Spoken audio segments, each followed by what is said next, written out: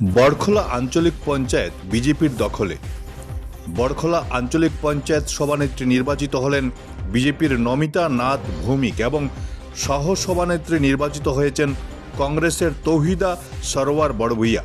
এদিন নমিতা নাথ ভৌমিকের পক্ষে পড়ে মোট 8টি ভোট এবং কংগ্রেস প্রার্থী সুনিতা মালা পান 6টি ভোট।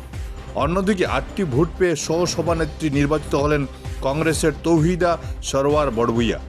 এদিকে ভোট গঠনের পর সংবাদ মাধ্যমে বক্তব্য রাখেন জেলা পরিষদ সদস্য কঙ্কন নারায়ণ শিকদার, রাজ্য বিজেপি নেতা অমলেন্দু দাস।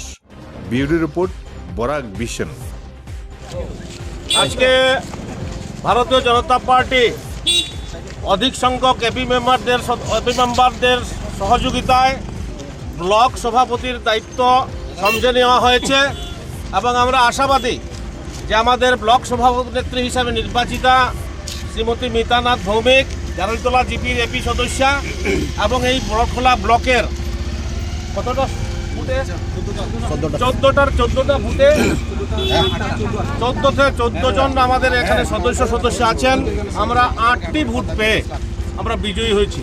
প্রথম দিকে সংখ্যা ছিল যে আমাদের 6টি মাত্র ভোট আছে, এই জায়গায় বিজেপির সদস্য আছেন, কিন্তু সমস্ত দিকে সমস্ত কাছাড়ের প্রত্যেকটা ব্লকে আমরা নির্বাচিত হয়েছি। আমাদের সভাপতি হয়েছেন, একটা দুটার জায়গা এখনও বাকি আছে।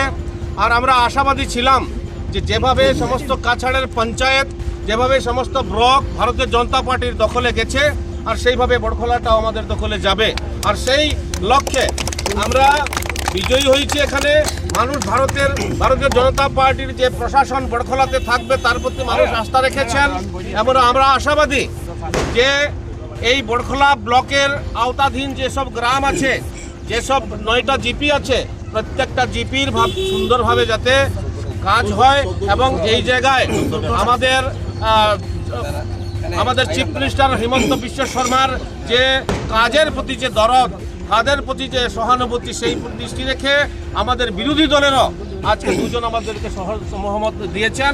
আর এটা সবচেয়ে বড় জিনিস, এই অঞ্চল থেকে, এই কাছাড় থেকে, আসাম থেকে বিরোধী শূন্য, কংগ্রেস শূন্য হয়ে যাচ্ছেন। আমরা লক্ষ্য করেছি আজকে সকালবেলা এখানে সকাল থেকে এসে আমাদের এই জায়গার বিধায়ক এখানে ঘাঁটি গেড়ে বসে আছেন, কিন্তু উনি ঘাঁটি গেড়ে বসে থেকেও ওনার প্রার্থীকে বিজয়ী করতে পারেননি। এটা সবচেয়ে বড় গৌরব।